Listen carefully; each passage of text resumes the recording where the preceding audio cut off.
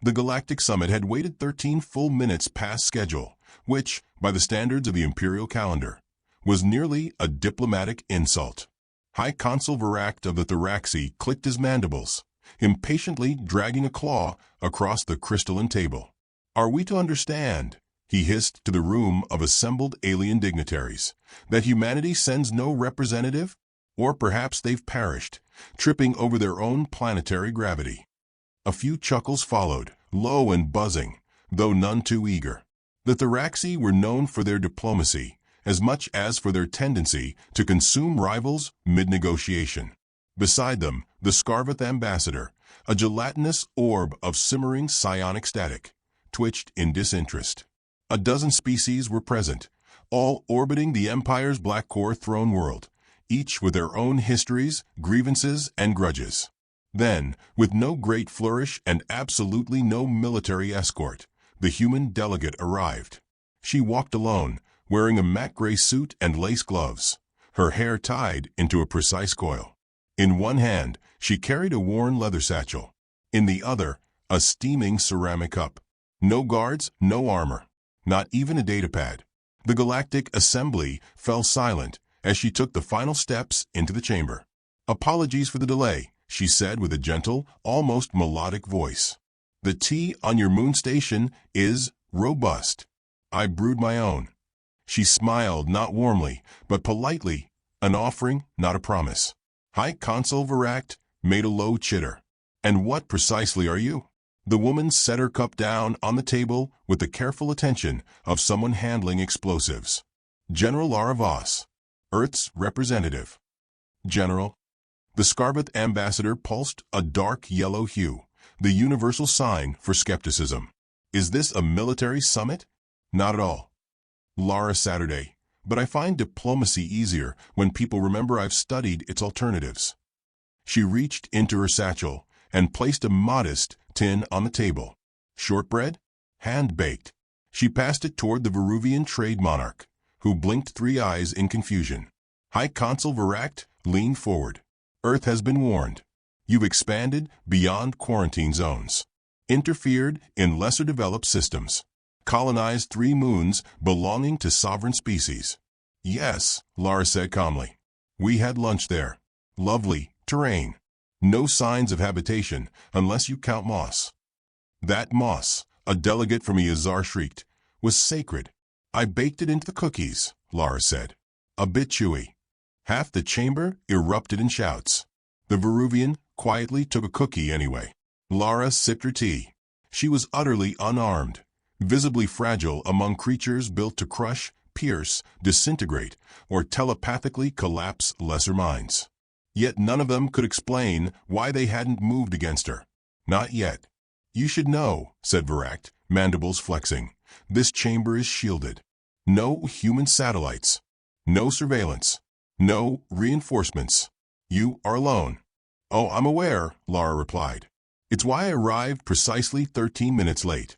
I needed to be sure the room was locked." A long pause followed. The Krelek Admiral, a towering reptilian built like a war tank, grunted. "Do you threaten council?" "No," Lara said with a tilt of her head. "I was invited." Another silence. Subtler this time. Not the stillness of confusion, but of calculation. The Iazar shrieked again. "Your species is an infestation. You build, you spread, you consume. You masquerade in kindness while harboring primitive instincts." Lara's gaze shifted slowly. "You mistake etiquette for passivity. A common error. You dare." She cut the ambassador off with a slight raise of her finger. "We say please before asking you to step aside. Not because we lack claws, but because we know how messy it gets if you don't." The Scarveth ambassador blinked with deliberate slowness. "There is no record of your military service." "There wouldn't be," Lara said. A hum echoed beneath the chamber as certain delegates began pulling up restricted intel. Redacted files. Blacklisted campaigns. One found her name tagged in an old Terran cipher project labeled Orchid Protocol. Next to it, the note, "Raised under Class A containment by subject Baba Yaga." The delegate swallowed. The chamber's oxygen felt thinner. Lara glanced down, brushing invisible lint from her glove. Your empire's rule by threat. Ours was forged by patience. Patience. Verac sneered. You waged war on your own species for millennia. And learned from every minute, Lara replied. But we don't fear war anymore. We stopped fearing it when we realized what came after was worse.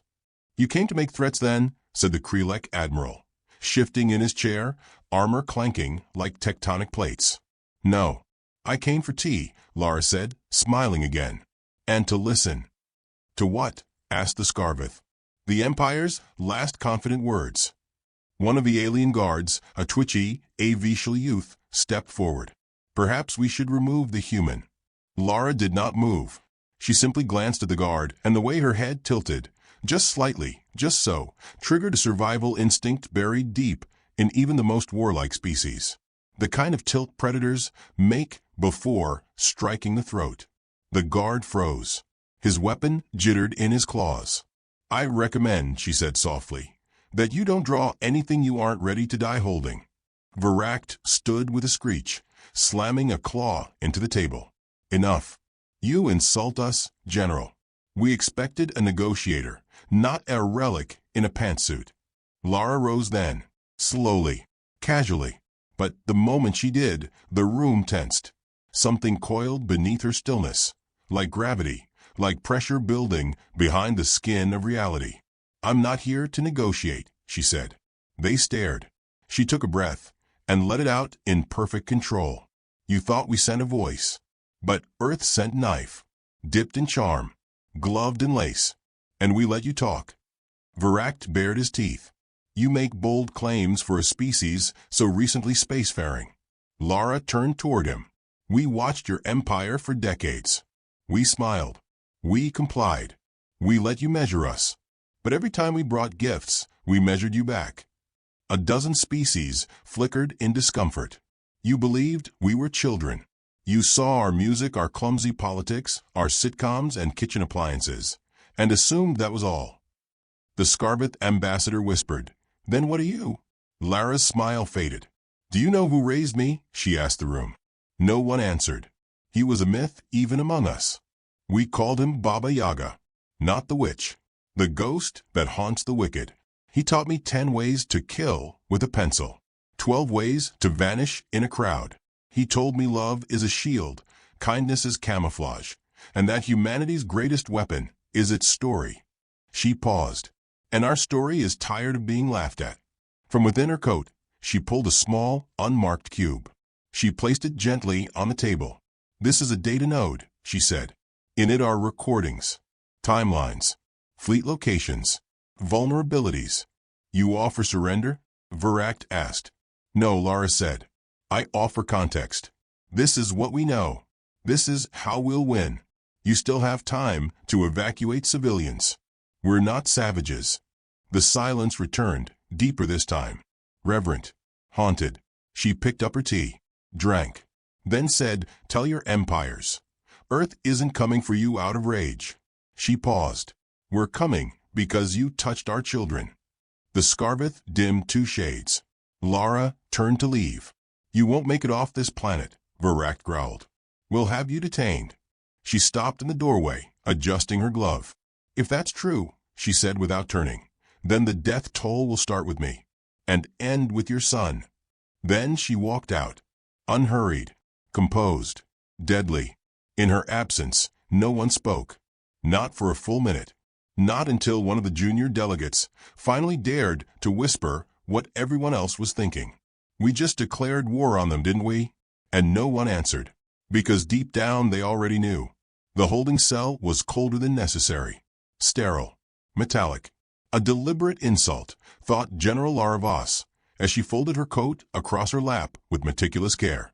The walls buzzed faintly, layered in dampeners designed to block every known form of communication. It didn't matter. The Empire was decades too late to lock the right doors.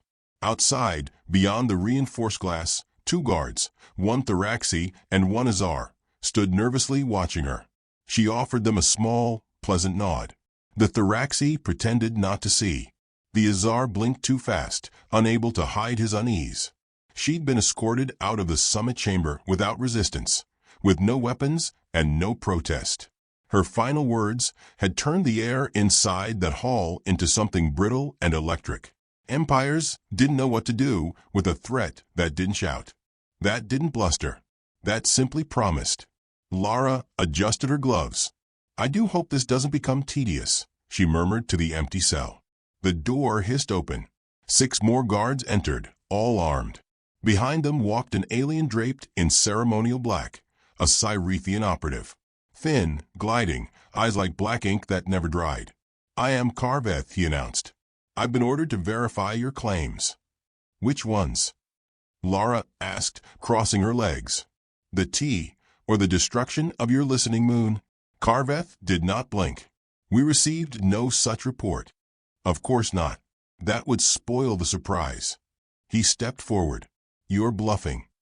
"Would it make you feel better if I were?" She leaned forward slightly, just enough to make him instinctively shift his weight.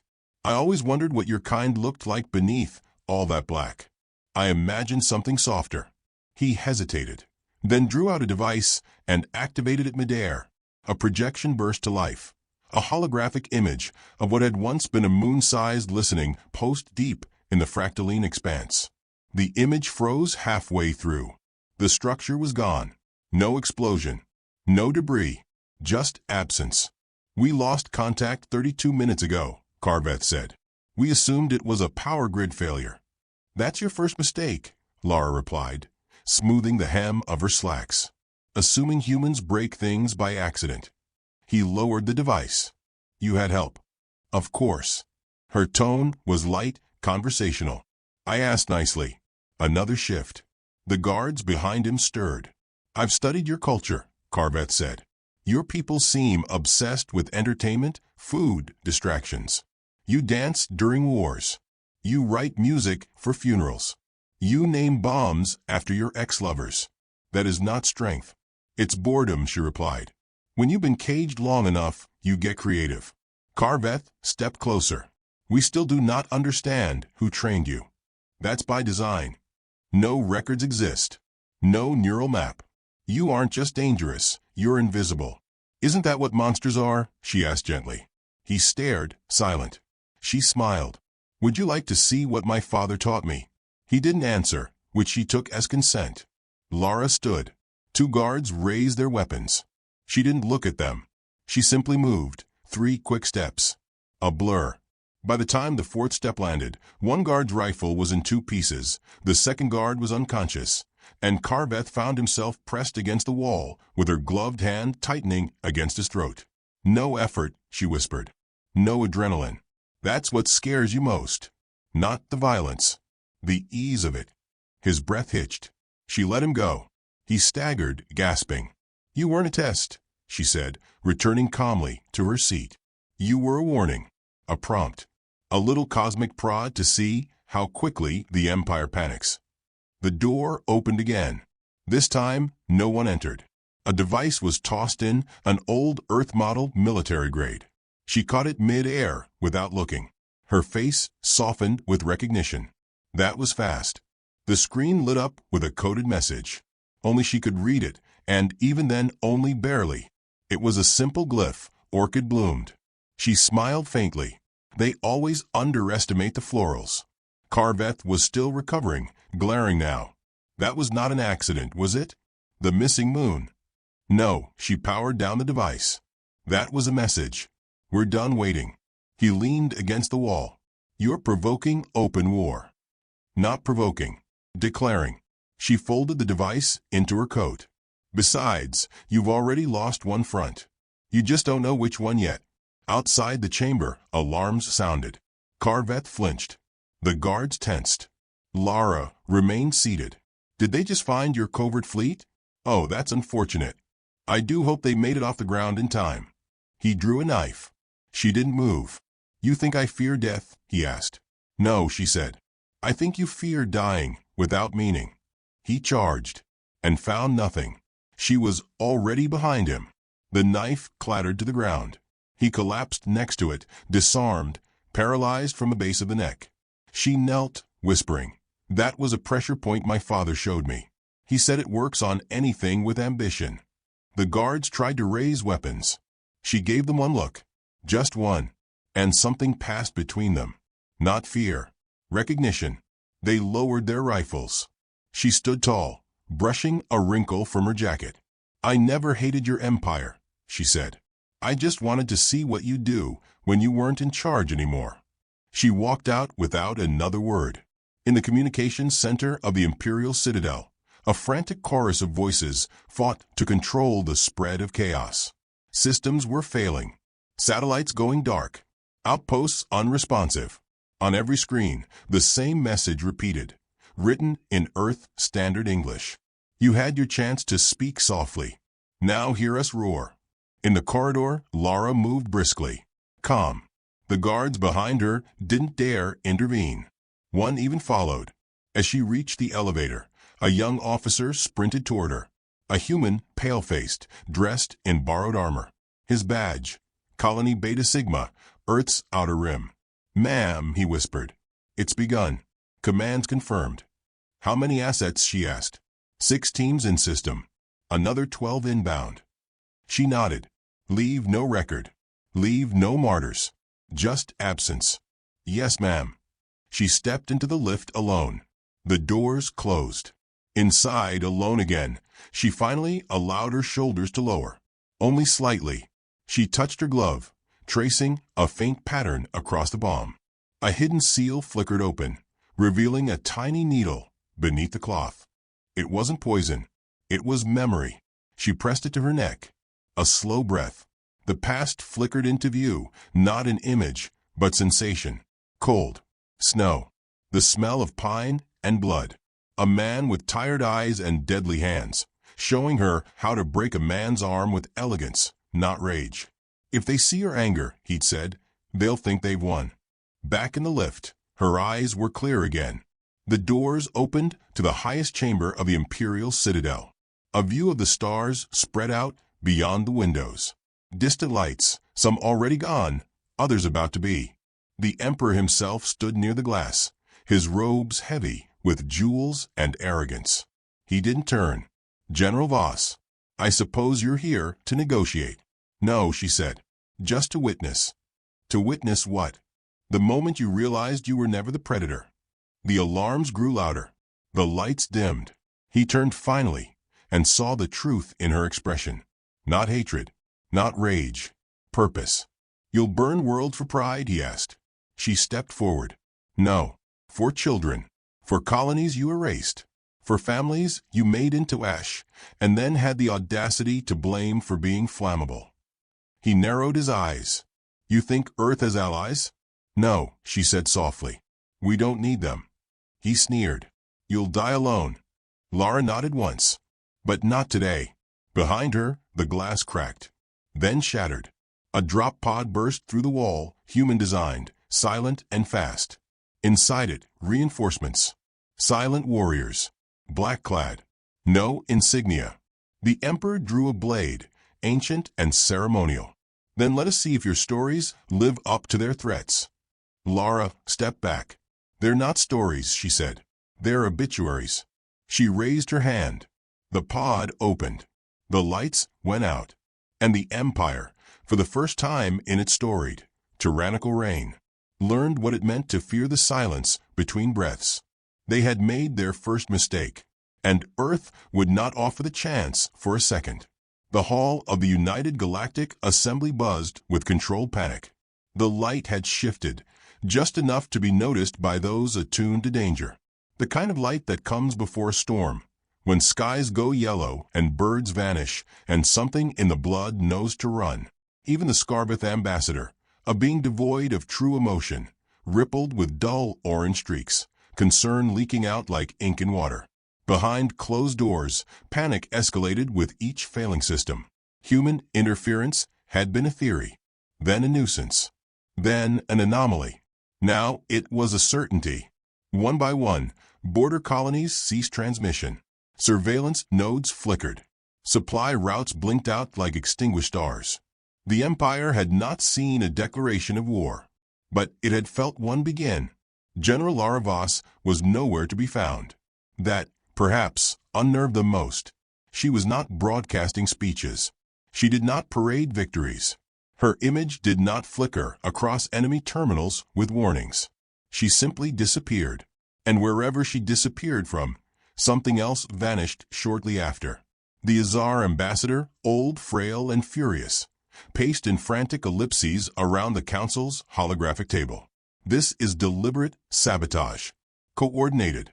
They've compromised our interstellar array, severed our navigation grids, corrupted 3 planetary AIs. We are under attack. No, rumbled the Krelek admiral. This is not an attack. This is an operation. He pointed to a new report blinking into existence. Agravac system offline. No survivors. The room grew colder. One by one, ambassadors began to argue. Some screamed for counterassault. Others demanded an immediate call for surrender. The Scarveth pulsed faintly in agreement with both, trembling with rare indecision. A hush settled when a projection appeared at the room's center. A simple message. 3 Earth Standard words. Stop. Look again. A chill passed through the council. Someone said it was a joke. Another, a trick. Then the projection flickered. It zoomed out, showing a map of the Imperial core. Pulsing red circles highlighted the key systems, transport hubs, shield controls, AI nodes. And with terrifying clarity, they all connected. Not in a scattershot of random sabotage. In a net. In a noose. And Earth had pulled it tight. No human fleet had moved. No warships entered Imperial space in formation. And yet everything crucial had been mapped, measured, and quietly carved away. Not with bombs. With scalpels. The Emperor's voice, strained and brittle, echoed across the emergency channel. Find her. Find the woman. Before we wake up without a throne. In the shadow of the abandoned Scather archive, once a bustling Imperial think tank, and now an empty monument to arrogance, Lara stood with a young operative beside her. He was barely 30, former colonial mechanic, now sleepless and sharp-eyed. His name was Nathan Chow, but everyone called him Stitch. He handed her a datapad. They've lost planetary control on 16 worlds. Civilian revolts have begun on 5 more. Media suppression is failing faster than predicted. She skimmed the screen. They'll blame rogue factions. Randomized attacks. They already are. She nodded, tapping the screen to adjust a transmission frequency. Then let them. Every moment they spend lying to their own is a moment they aren't planning. Stitch hesitated. Some are surrendering. To us. No, he said. To each other. Her expression didn't shift, but her shoulders settled by a millimeter. Then the infection has begun. He glanced at her gloves. Always worn. Even now. What happens next? We disappear again. You mean you do? Lara looked at him for a long moment. No, Stitch. This time you're coming. His brow furrowed. I'm not trained for field combat. You're not going to fight, she said. You're going to show them what they've been ignoring. She handed him a separate chip. This has records. Thousands of hours of footage. Abductions. Massacres. Places the Empire erased from their archives. You're going to show it to the Council. Stitch blinked. That'll get me executed. She nodded. It might. His hands trembled. Why me? Because you look harmless. He stared. And because you're not, she added softly. Back at the council hall, Stitch moved quietly through corridors, wearing the crisp robes of a minor aide. No one noticed him. No one ever noticed the humans who bowed, who apologized, who carried the coffee and dusted the consoles. That had always been the Empire's mistake. Stitch accessed the central broadcast node. It was unattended. Why would anyone guard the broadcast terminal during an emergency? Who feared words when ships were vanishing? He uploaded the chip. The room filled with sound. The screaming of a child. The explosion of a dome-shaped colony station. Footage of the Thoraxi drones dragging civilians out of cratered buildings. Human buildings. Unarmed settlers. Crying mothers. Executions. Then a face. Lara's face. Calm. Clear. She spoke directly to them. To those still wondering why we came quietly for so long, this is why.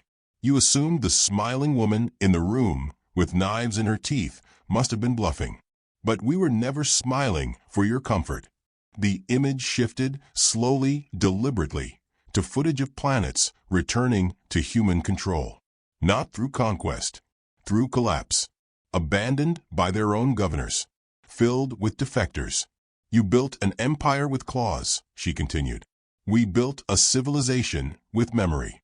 You thought that made us soft. The final clip, a message recorded from one of the Empire's own scientists, captured and debriefed. They weren't waiting because they were weak, he said, voice trembling. They were waiting because they were mapping us. By the time the message ended, the council was silent. Veract had not moved.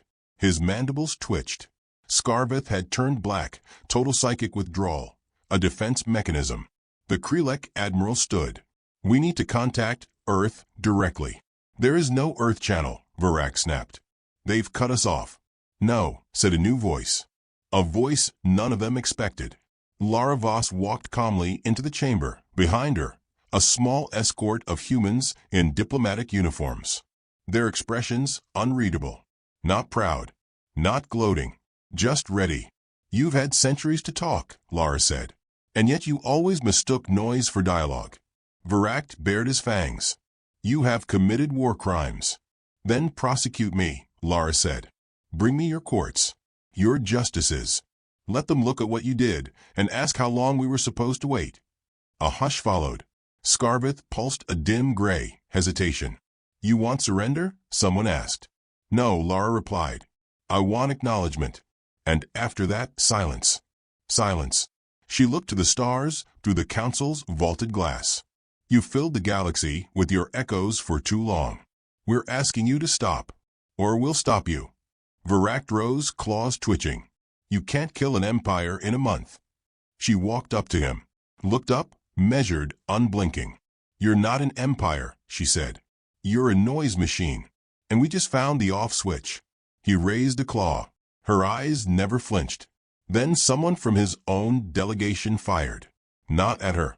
At him. He fell. Gasps. Movement. But no outrage. Because somewhere inside them, they'd already begun to understand what was happening. The empire wasn't falling because of lasers or bombs.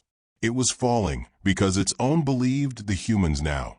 And belief, once changed, spreads like fire in dry grass. Stitch appeared beside her. We need to leave.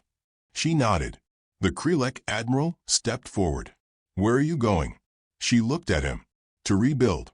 He narrowed his eyes. And if we resist? Lara didn't smile. She only said, then we stop building.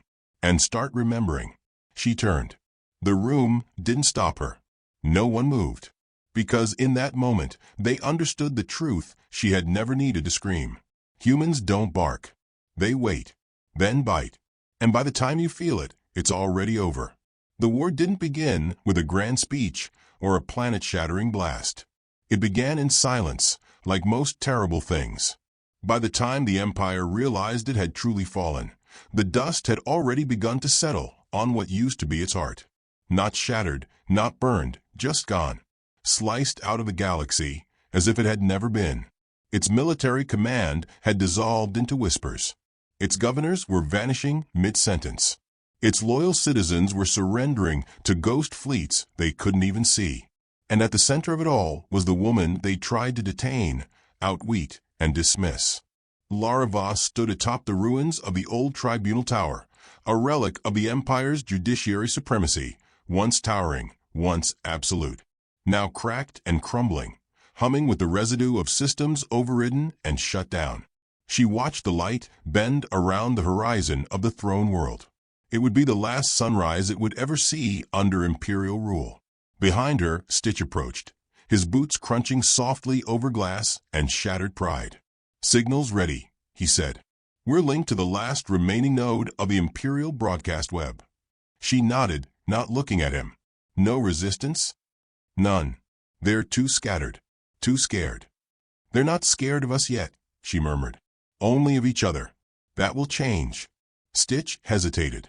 We've taken their fleets, their leaders, their symbols. What's left? Lara turned then, eyes steady. My voice. She stepped toward the console he'd activated. Simple, elegant, old tech by human standards, but functional. She keyed in the transmission, looping the feed through a dozen mass channels. When the connection clicked into place, she spoke, not to the council, not to commanders or politicians, but to the millions of species watching, waiting, unsure of what tomorrow would bring. "This is General Lara Voss of Earth," she began, voice clear, devoid of ceremony. For centuries, the Galactic Empire claimed peace. What they meant was obedience. What they offered was silence. What they took was everything else. Across the stars, translators activated. Civilians leaned closer to their screens. Pirate ships halted mid-jump. Station workers froze. They called us primitive, accused us of being emotional, dangerous, unfit to govern ourselves. But we didn't survive by being harmless. We survived because we waited, because we listened, because we learned. Her tone didn't waver. She wasn't pleading. She wasn't angry. She was simply done pretending. "You took our children. You bombed colonies with no defenses. You erased us from your records and told the galaxy we were lucky to breathe your air." A pause. She let the words land. "No more. Earth does not seek dominion. We don't want your thrones, your flags, or your empires. We want something more dangerous. We want freedom. And we are prepared to protect it, not just for us, but for everyone you've kept beneath your claws." The message ended without a flourish. Just her face, her certainty. And then the feed cut. Stitch swallowed. That was the last communication from this node. It'll self-wipe in 60 seconds. Lara walked away from it. Good. They stepped back into the corridor of the crumbling tower. Fires still burned in the distant city, but they weren't from bombs. They were from citizens dragging down statues, from officers tossing their medals into the sea, from defectors lighting the banners of the Empire and watching them curl into ash. This wasn't a revolution. It was a reckoning. A call echoed across the hallway, a voice that did not belong to Earth. Lara's hand went to her coat, not to draw a weapon, but to pause, listen, measure. From the shadows emerged a familiar figure. He wore the robes of the Imperial Inner Circle, but they were torn, dirt-streaked. The silver crest on his chest was cracked. It was High Consul Veract, and he was alone. He walked without the confidence of power now, just the weight of survival and regret. "You did it," he rasped. "You actually did it." Lara faced him without flinching. "You should have left Earth alone." He laughed once, dry and bitter. "We thought you were a strange species.